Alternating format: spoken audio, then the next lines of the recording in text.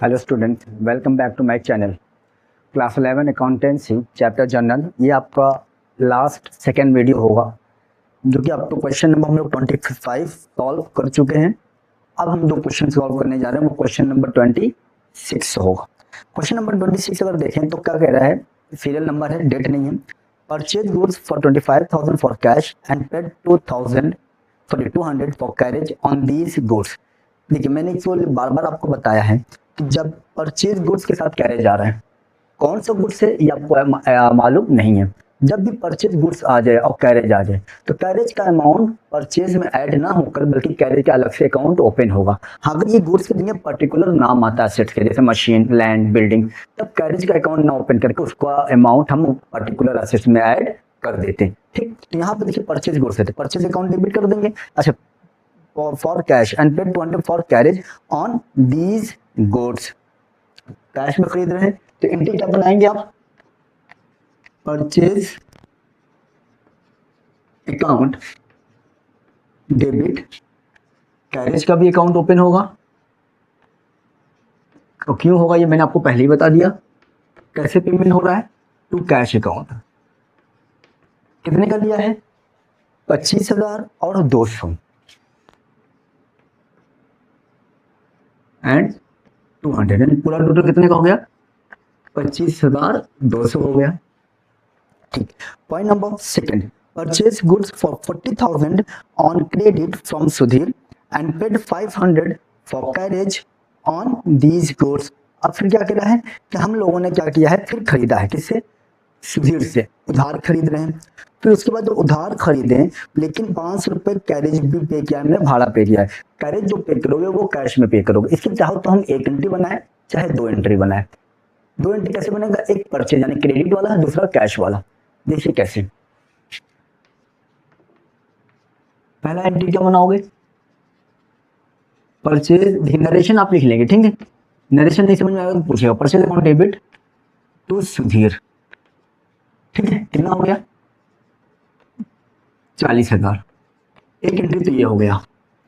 दूसरा एंट्री क्या बना सकते हैं, कैरेज पे कर रहे हो तो कैरेज पे करोगे, carriage account debit to cash, नगद पे किया हम लोगों ने टू कैश अकाउंट, कितना 500, दो एंट्री हो गए ना।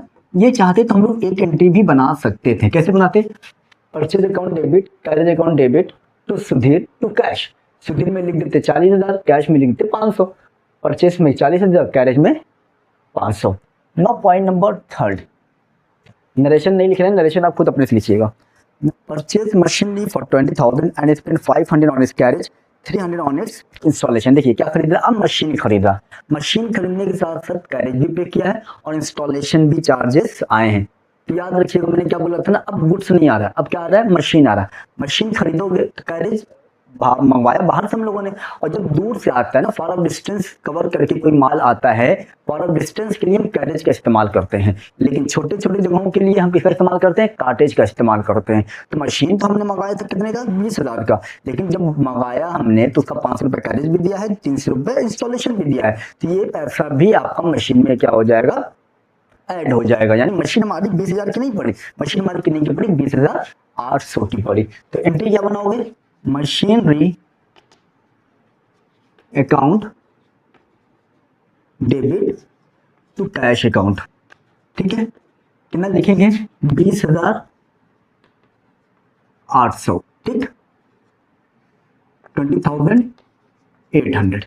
Point number 4, purchase goods from Anil for 15,000। ये समझ लीजिए बहुत इजी कॉन्सेप्ट है, ये आप लोग को मालूम है। अनिल से हम लोगों ने माल उधार खरीदा है तो अनिल को पेमेंट भी करना पड़ेगा। Purchase account debit to Anil, कितना, 15,000 रुपए, 15,000। Point number 5, sold 1/3 of the above goods at a profit of 20% on cost। अब क्या कह रहा है कि above goods मतलब 15,000, इसका हम लोगों ने 1/3 बेचा है। 1/3 आपका कितना आ जाएगा, 1/3 आ गया 5,000, लेकिन बेच कैसे रहे, 20% के प्रॉफिट पर। तो 20/100 इंटू 5,000, ठीक है, 20 कैंसिल आउट, यानी कैसे 90, 1,000 जब बेचा तो 1,000 प्रॉफिट हुआ, यानी बेचा कितने का हम लोगों ने, 6,000 का। क्या कहना of the above goods, above goods कितना है 15 का, 15,000 का हम लोगों ने 1/3 बेचा है, यानी ये कॉस्टिंग है। 5,000 क्या है कॉस्टिंग है।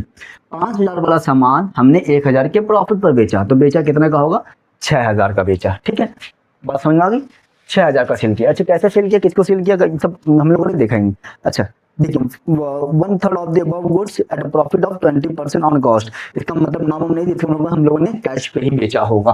तो अमाउंट एंट्री क्या बन जाएगा, cash account debit to sales account. Amount क्या आएगा 6,000।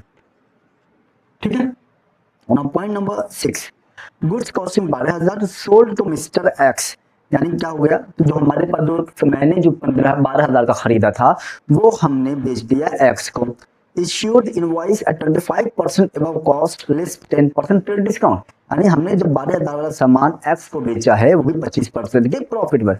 इसमें एट 25% अबव लिखा है। ठीक है अबव, प्रॉफिट नहीं है अबव लिख दिया, इसका मतलब प्रॉफिट पर ही है। याद रखिएगा लेस होता तो माइनस होता। एट 20% अबव कॉस्ट, यानी हमने खरीदा 12,000 का, 12,000 में 25% ज्यादा बढ़ा कर बेचा है।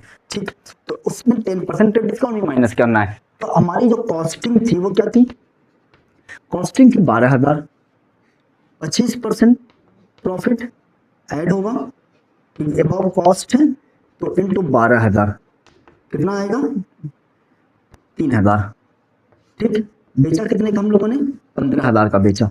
लेकिन क्या कह रहे हैं इसमें से 10% क्या करना है, ट्रेड डिस्काउंट माइनस करना है। तो 10% ट्रेड डिस्काउंट कितने का 1,500, यानी बेचा कितने हम लोगों ने 13,500 का बेचा है। बात समझ आ गई। 12,000 का हमने खरीदा था, 25% अबव कॉस्ट बेचा, यानी 25% प्रॉफिट पर बेचा है, 3,000 प्रॉफिट हुआ, 15,000 आ रहे हैं। 15,000 का बेच रहे थे हम, लेकिन 15,000 में से हमने उसको 10% का क्या दे दिया ट्रेड डिस्काउंट दिया, यानी हमने बेचा है उसको 13,500 का बेचा। किसको बेच रहे हैं एक्स को बेचे, क्योंकि कैश वगैरह तो मेरे ख्याल में कुछ है नहीं, और जब कैश वगैरह नहीं है तो जाहिर सी बात है उधार बेचा होगा। तो एंट्री क्या बना दोगे आप, X debit to sales account 13,500, 13,500। Now 7th point, provide 20% depreciation on furniture costing 10,000। यानी आपका मशीन और डिप्रिसिएशन मैंने बार बार बताया, डिप्रिसिएशन का मतलब क्या होता है fall in the value of assets, यानी एसेट्स की वैल्यू घटना, और एसेट की वैल्यू अगर घट रही है तो कंपनी के लिए क्या है नुकसान है। डिप्रिसिएशन का मतलब क्या है नुकसान हो रहा है, तो नुकसान होगा कि according to nominal account depreciation debit होगा, और डिप्रिसिएशन चार्ज किस पर हो रहा है फर्नीचर पे हो रहा है। तो वेरी इजी, तो क्या बना लेंगे हम लोग depreciation account debit to furniture account. 20% पे 10,000 पे कितना आएगा 10,000 का 20% अगर हम देखें तो 2,000 आएगा, 10% 1,000, 20% 2,000, तो यहाँ पर कितना आ गया 2,000। देखिए थोड़ा सा जगह कम होने की वजह से मैं थोड़ा सा पास कर रहा हूँ, इसे आप थोड़ा सा एडजस्ट कर लीजिएगा। पॉइंट नंबर 8 क्या कर रहा है, give S charity cash 500 and goods 2,000। अब कंपनी क्या कर रहा है चैरिटी दे रहा है। क्या क्या चैरिटी दिया उसने, कैश भी दिया है और सामान भी दिया है। सामान जो दे रहा है वो किस कौन सा सामान दिया होगा, सामान वो वाला दिया होगा जब, यानी वो सामान कभी उसने खरीदा होगा, जब उसने सामान खरीदा होगा तो कंपनी में प्लस हुआ होगा, कंपनी में बढ़ा होगा। ठीक है, लेकिन वही में से सामान उठा तो उसने चैरिटी दे दिया, तो वो अब क्या हुआ जो इतना सामान था वो घर के नीचे आ गया होगा, वही परचेज माल खरीदा हुआ माल क्या हो गया घट गया। तो जब हम लोग खरीदे होंगे तो परचेज को डेबिट किए होंगे, लेकिन वही माल जो हमने चैरिटी में दे दिया तो परचेज अब क्या हो जाएगा क्रेडिट, क्यों नील करने के लिए। ऐसे केस में जब एंट्री पास करोगे तो एंट्री क्या बन जाएगा आपका, थोड़ा सा जगह कम है मेरे पास, चैरिटी अकाउंट डेबिट टू क्या क्या दे रहा है cash account to purchase account. कितना कितना दिया इसने, कैश 500 दे रहा है और 2,000 वो दे रहा है, तो टोटल कितने हो गए 2,500। कैश कितना दिया है 500 और ये 2,000। अब यहाँ पे टोटल कर लीजिएगा। ठीक है, मैं टोटल आप लोग के लिए छोड़ देता हूँ। ये था क्वेश्चन आपका। ठीक, ये क्वेश्चन नंबर आपका था 26। जनरल का ये क्वेश्चन नंबर 26 सॉल्व हो चुका है। यहाँ तो थोड़ा सा एडजस्ट कर लीजिएगा, ठीक है, थोड़ा सा मैंने पास कर दिया है, वैसे समझ में आ रहा है। तो कोई भी डाउट इससे रिलेटेड हो तो लेट मी नो, फिर उसको समझाया जाएगा। तो अब देखेंगे क्वेश्चन नंबर 27 में। क्वेश्चन नंबर 27 का पॉइंट नंबर फर्स्ट का कह रहा है received 1000 from sales of old newspapers and 5000 from sales of old chairs. अब भाई चेयर्स है तो चेयर्स का मतलब फर्नीचर हो गया, यानी 5000 रुपये कैसे हमको मिला, हमने जब फर्नीचर सेल किया, यानी चेयर जो हमने सेल किया तो उससे हमको क्या मिला, 5000 रुपये मिला, प्लस न्यूज़पेपर, ओल्ड न्यूज़पेपर जो हमने सेल किया उससे भी हमें 1000 रुपीज़ मिला। यानी छोटे मोटे जो चीज़ें हम बेच देते हैं या छोटे मोटी चीज़ों पर जो हम खर्च करते हैं उसे मिसलेनियस कहते हैं। क्लियर? तो अगर हम खर्च कर रहे हैं तो मिसलेनियस एक्सपेंस हो जाएगा, और अगर हम वही छोटी मोटी चीज़ें बेच कर पैसा ले रहे हैं दैट इज मिसलेनियस इनकम। तो यहाँ पे क्या हो गया कि कंपनी फर्स्ट पॉइंट में क्या कर रहा है, डेट तो इसमें है नहीं, इसमें क्या करेंगे हम, पॉइंट नंबर फर्स्ट कैश आ रहा है, कैश अकाउंट डेबिट कैसे आ रहा है, एक तो फर्नीचर सेल किया है टू फर्नीचर अकाउंट, दूसरा कैसे आ रहा है टू मिसलेनियस इनकम। बता दिया मेरे मिसलेनियस इनकम क्या है, मिसलेनियस इनकम, ठीक। टोटल जो कंपनी में पैसा आ रहा है वो आ रहा है 6000 रुपये, फर्नीचर बेचने से कितना मिला 5000 और इसके 1000। Now point number second, goods costing 7000 given away as charity। तो हमने क्या किया है कि सामान 7000 का जो था उसको हमने दान कर दिया। कौन सा सामान, यानी जो सामान हम लोगों ने पहले खरीदा था, और जब हम लोग खरीदे होंगे 7000 का उसमें परचेज डेबिट हुआ होगा, तो कंपनी में परचेज बढ़ा होगा, सामान बढ़ा होगा, लेकिन जब वही सामान जब दान में दे देंगे तो वही सामान क्या हो गया, घट गया। खरीद कौन सा सामान घट रहा है, जो खरीदा हुआ सामान था। तो अब खरीदते समय परचेज को डेबिट किए थे, यानी जब उसको दान करेंगे तो परचेज क्या हो जाएगा, क्रेडिट हो जाएगा। तो पॉइंट नंबर सेकेंड आपका आ जाएगा charity account debit to purchase account, amount है 7000 रुपीज।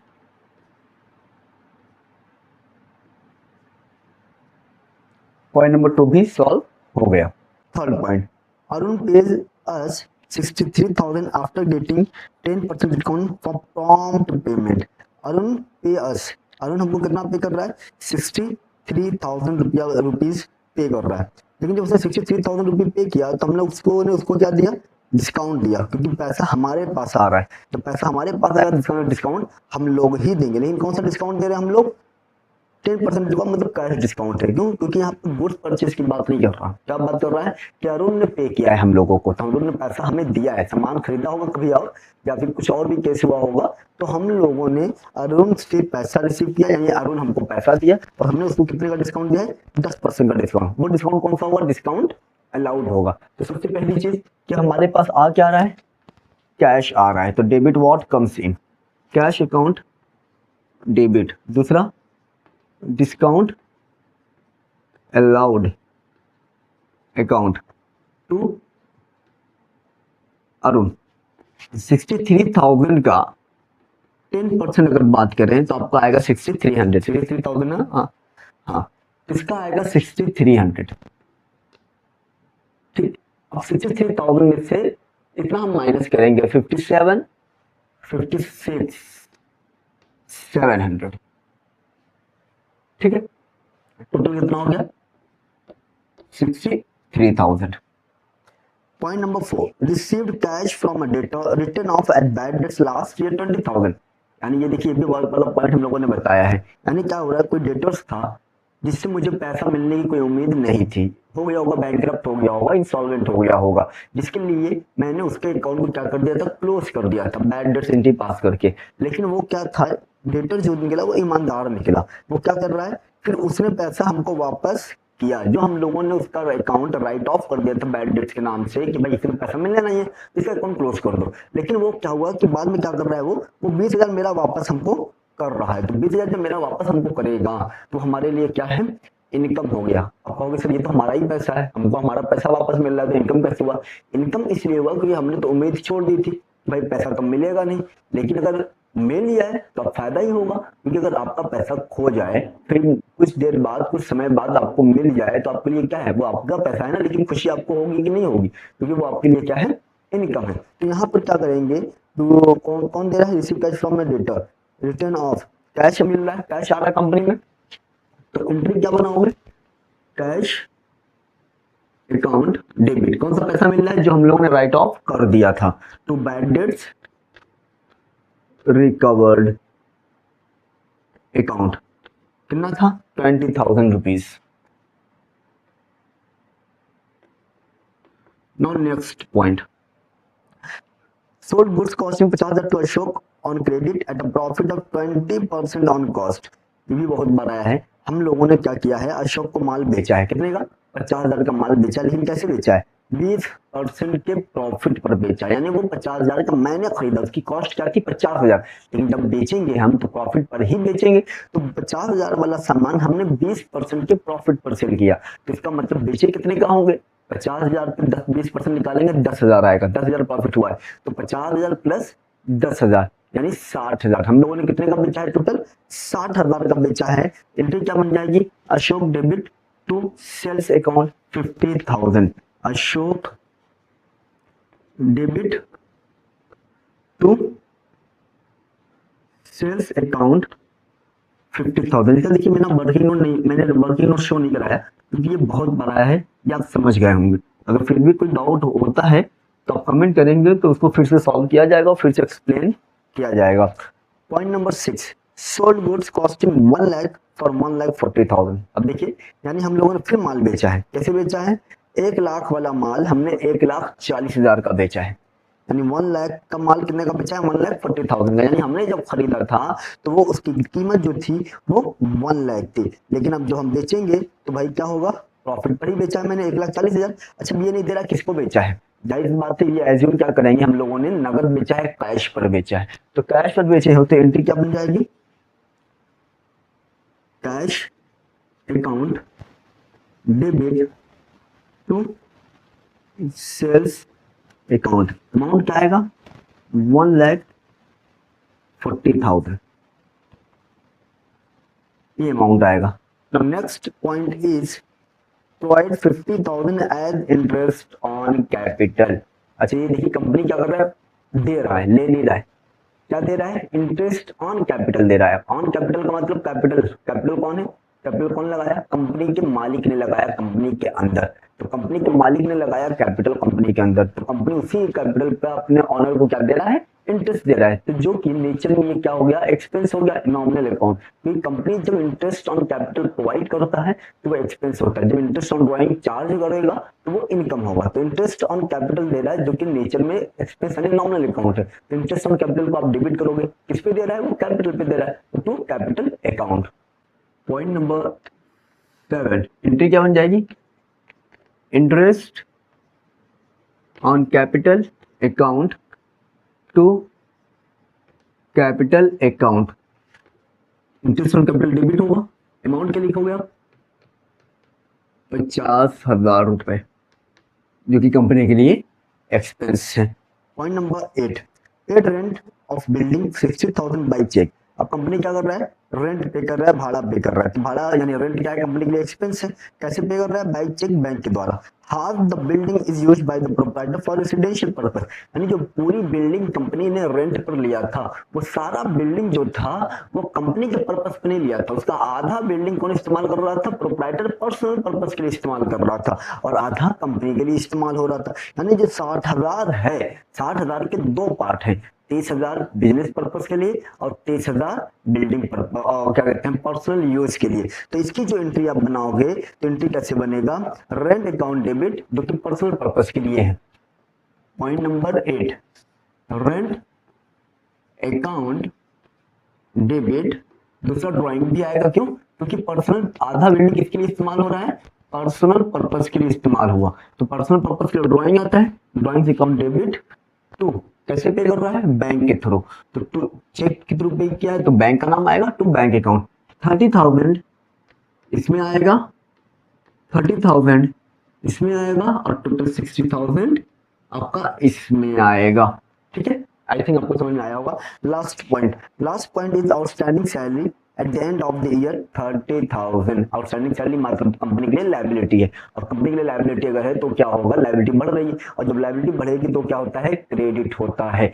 और आउटस्टैंडिंग सैलरी आपको नेचर में रिप्रेजेंटेटिव पर्सनल अकाउंट है, जो कि किसी पर्टिकुलर पर्सन की तरफ इंडिकेट कर देता है। तो ये आउटस्टैंडिंग सैलरी क्या है, बकाया है, हमें देना है, जो कि क्रेडिट होगा। तो सैलरी हमारा क्या है, एक्सपेंस है, जो कि हमारा क्या होगा, डेबिट होगा। ये आपका लास्ट पॉइंट है।